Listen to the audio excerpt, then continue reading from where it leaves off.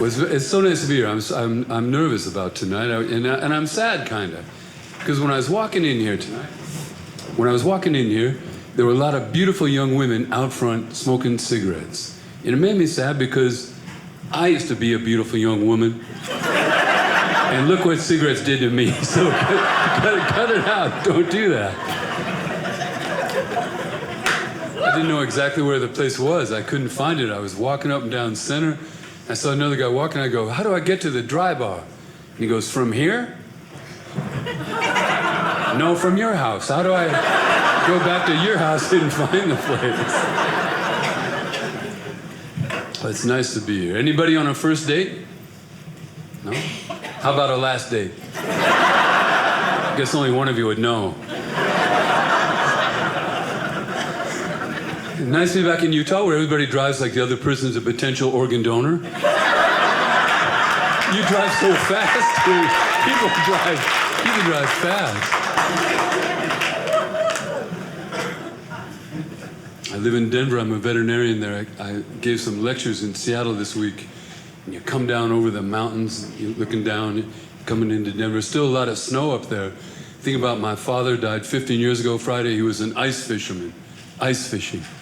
How much do you have to hate your old lady to go ice fishing? How much do you have to hate your wife to sit with your bottom right on the ice? Are you kidding? And how dumb must the fish be? I mean, if the ceiling opened up right now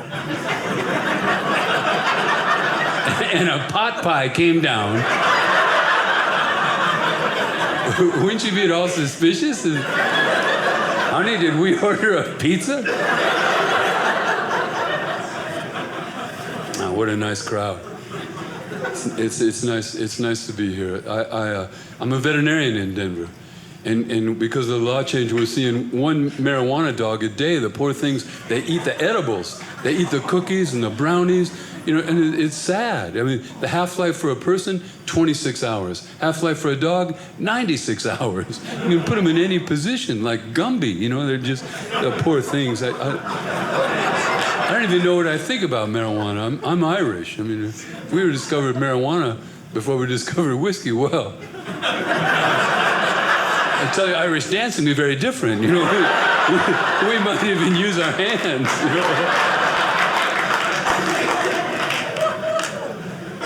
It's nice to be here. The Cat Care Society in Denver caught on fire this week, but no animals were hurt. A bunch of veterinarians, we all got over there and helped, got them all out of there, no burns or smoke inhalation. But the next day in the paper, the fire marshal said he believed that the fire at the Cat Care Society had been caused by mice chewing electrical wiring. You can't even make that up. You can't even write stuff like that. Chew right here, Stuart Little. Started reading again. Not really reading. I do books on tape. But it turns out I'm a slow listener. So it doesn't work out.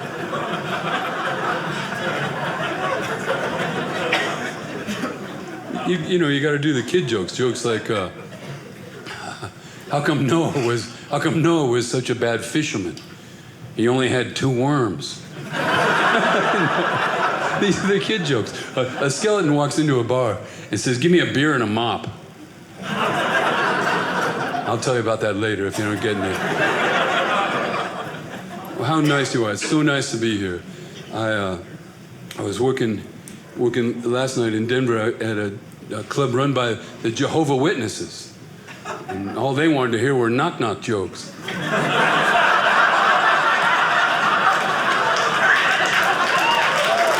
Oh, we can't make fun of anybody. Don't make fun of the witnesses, right? A witness came to my house the other day, knocked on the door, I let him in, took him in the kitchen, sat him down, gave him a cup of coffee. I go, "What do you want to talk about?" He goes, "I don't know, I've never gotten this far before."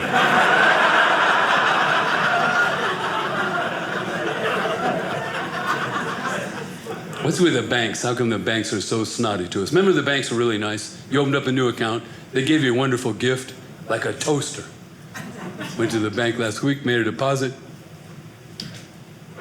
They gave me this thermos. I don't get it. That's an awful gift. That's ridiculous. Look out, police. They were a friendly bank, so I was driving away. They're all waving at me, and they were very...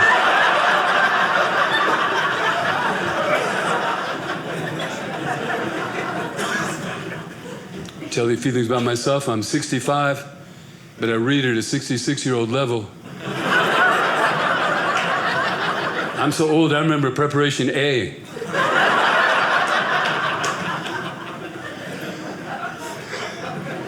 I'm so old, the only time I don't have to pee is when I'm peeing.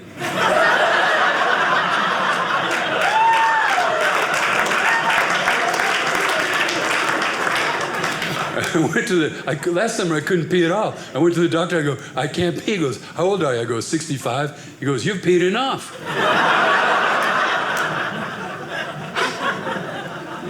And as you get older, apparently you do start to look like your pet.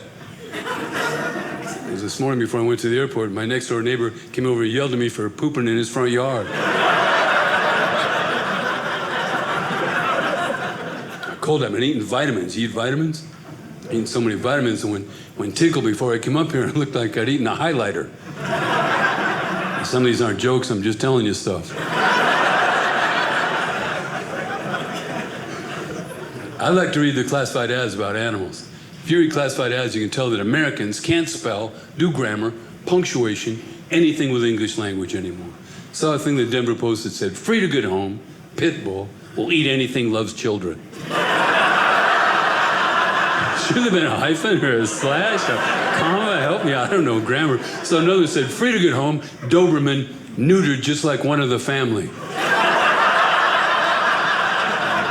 I've heard dysfunctional families. I saw one that said, tired of cleaning yourself? Let me do it. Hope he doesn't chafe me like the last guy.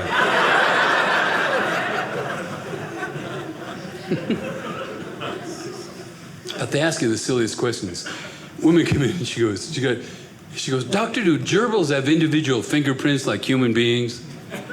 Why, you missing some wood chips?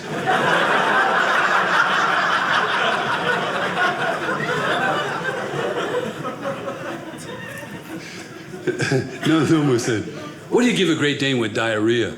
I said, plenty of room.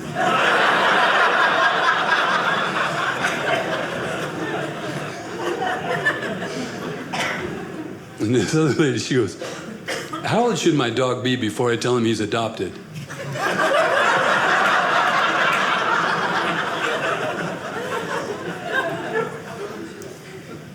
I like to, dog food and cat food. Feed my dog before I came here a Gainsburger, liquid than that, all beef, no soy, no fiber. Look what I was eating. All fiber, all soy, no beef. I just switched plates with him. And now we're selling gourmet cat food. When did cats become gourmets?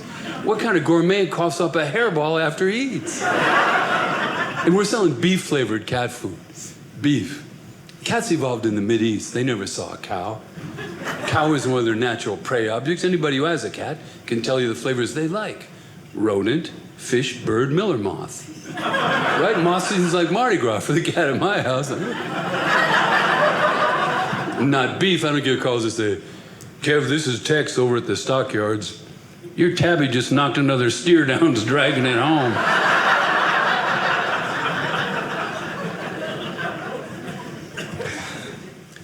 Being veterinarians, we're supposed to not be afraid of any animal.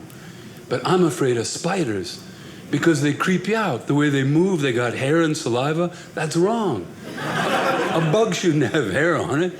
And now the pet stores are selling big spiders. Hobo spiders and tarantulas, selling big wool spiders. This guy came to our practice with this plastic shoebox, and this giant spider. He goes, be really careful, he got out a year ago, he bit my room in the face and he had to have his head drained. I was like, get a phone book.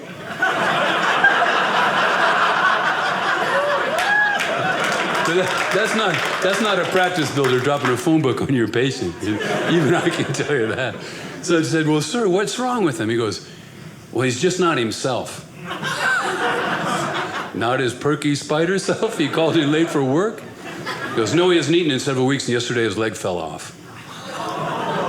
I was trying to think of something learned to get him out of there, right? So I didn't have to touch the thing, So I said, it's been my experience when the leg comes off, they're obviously ill. Sounded good, didn't it? And I remembered that the Museum of Natural History had old Dr. Lick, the spider expert. I said, go see Dr. Lick, the spider guy. He's going to help you. The guy leaves. About an hour later, Lick calls me. Dr. Fitzgerald, Dr. Lick. Hey, did you send Mr. Montgomery over here with this big spider? Yeah. Did you tell him, in your opinion, when the leg came off, they were obviously ill? Yes. If you had taken time to examine him, you'd seen he's in fact dead. I just didn't want to get my head drained, whatever that meant. What does that even mean? A spider is a pet? A spider is a pet, like a black widow is a pet. A black widow, you know why she's called the black widow? Because after the male performs his husband-like duties, the female eats him. Eats him. Except sometimes. Sometimes the male is hip, and he offers the female a food object, and while she's distracted, he performs his husband-like duties. And that's how Valentine's Day started. No,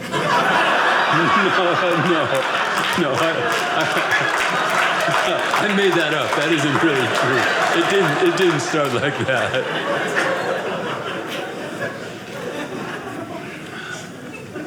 I grew up in Denver. I come from a big Irish Catholic family. I told you I grew up in a black neighborhood, went to a black high school. And one of my friends, a few weeks ago, the kid I'd grown up with, he had a Boston Terrier, and the little Boston Terrier, after my friend had had a soul food party, the little dog had gotten into the old soul food and eaten a bunch of bones and maybe pig knuckles, and we were worried that the little dog might have an obstruction. So we put the little Boston up on the table and touched his tummy, and he's like, ooh. Didn't know a dog could make that noise, you know? So I told the kid, there's a 15-year-old high school boy who wants to go to vet school real bad. I said, John, take the dog in the back with me. Let's get an x-ray, see if he's got a piece of bone in there. We take the dog in the back, we get a film, there's no bone, but there's something dense in his stomach. I think we can make him vomit, make him feel better. I tell the kid, hold the dog, I'll give him the medicine, we'll see what he brings up. Kid holds the dog, I give him the medicine, the dog vomits up a completely intact, unchewed pig heart, the valves and all. The kid turns green and faints. He thinks the dog has vomited up his own heart.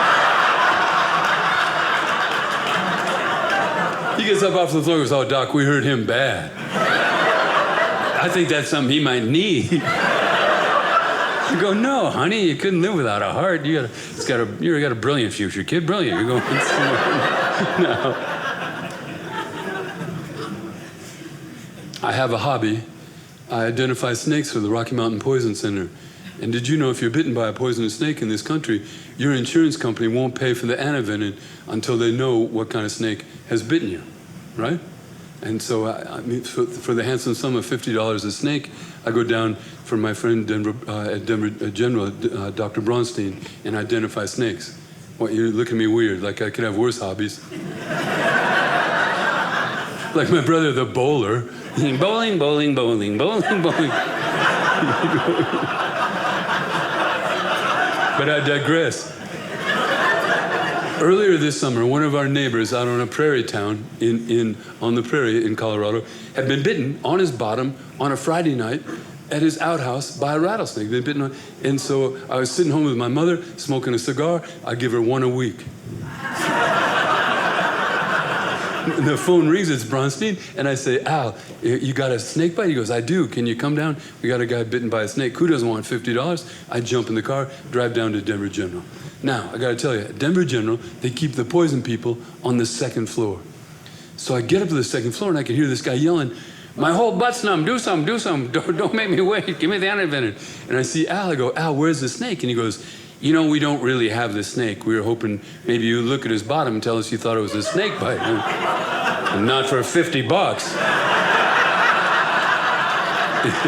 If you got to look at somebody's butt, they got to pay him more, right? I mean, but we got to be nice, right? So I look at his bottom, and there were 2 red marks, and it could have been a snake bite. So I tell Al, it could be a snake bite. We jump in the car. We drive out to this little prairie town. So the sun's just going down. We got the wife on the cell phone. We meet her at the outhouse. We walk up to the outhouse. Al's got a big light in his car. He brings. We get close to the outhouse. We hear something moving. He shines his light down in the outhouse, and there, in the outhouse, is a chicken. He's been pecked on the bottom by a chicken and drove all the way to Denver screaming about a snake. You can't even make that up. It's not a joke yet, but a good story. I had to tell somebody that. I got back and I told my mother, and she goes, well, I go, well, what? She goes, did you save the chicken? I go, yeah. I didn't leave him in an outhouse. Oh, you can't make up stuff like that.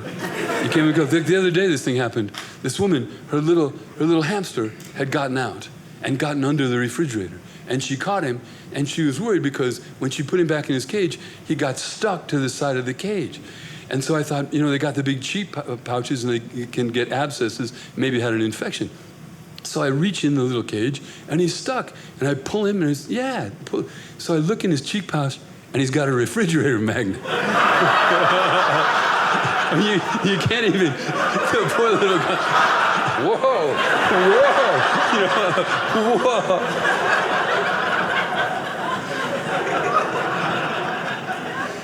So I was working Christmas, and a wallaby got out in this neighborhood close to our hospital, was running down the street, and neighborhood dogs were mauling it, and 2 policemen, I take care of the Aurora and Denver police dogs, they saw the thing being mauled, didn't want it mauled. They chased it, cornered it between 2 houses.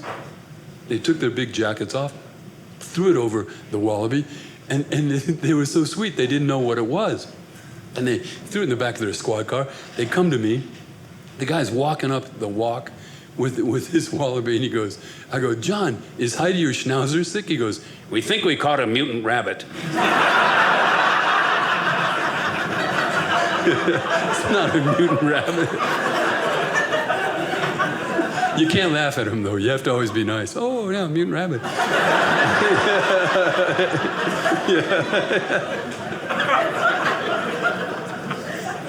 Just got bad news.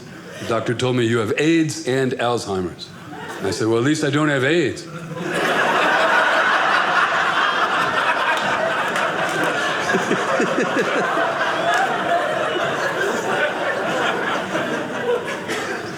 My mother goes, will you tell him a joke? My mother keeps jokes in shoe boxes. She goes, will you tell the Provo people a joke that I know? She keeps them on index cards by the year that she heard it and by title on these. So here's her joke. I want the card back. I go, take the card. Guy goes into a doctor's office and says, doctor, my wife's very vain. She won't get her hearing tested. How can I measure my wife's hearing at home? He says, you got to do the home hearing test. Measure 40 feet, 30 feet, 20 feet, 10 feet. When she's 40 feet, say something. She can't hear, go 30, she can't hear, go 20, she can't hear, go 10. You tell me how many feet she first was away, and I'll make an apparatus for her ear. Guy goes home, measures 40, 30, 20, 10. His wife's 40 feet away. Honey, what's for supper? 30 feet, honey, what's for supper? 20 feet, honey, what's for supper? 10 feet away, honey, what's for supper? And she says, for the 4th time, chicken.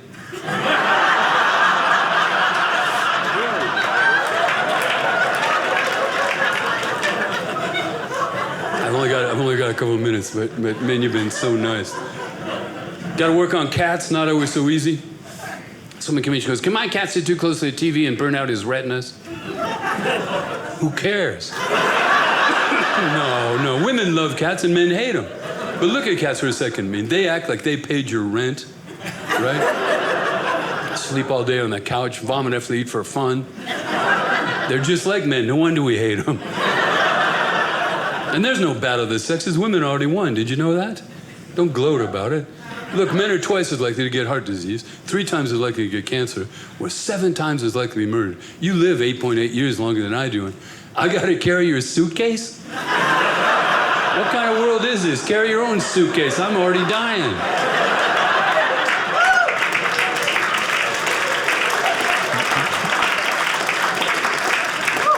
Went to veterinary school in Fort Collins. If the guy sitting next to me would have applied himself, I would have done a lot better.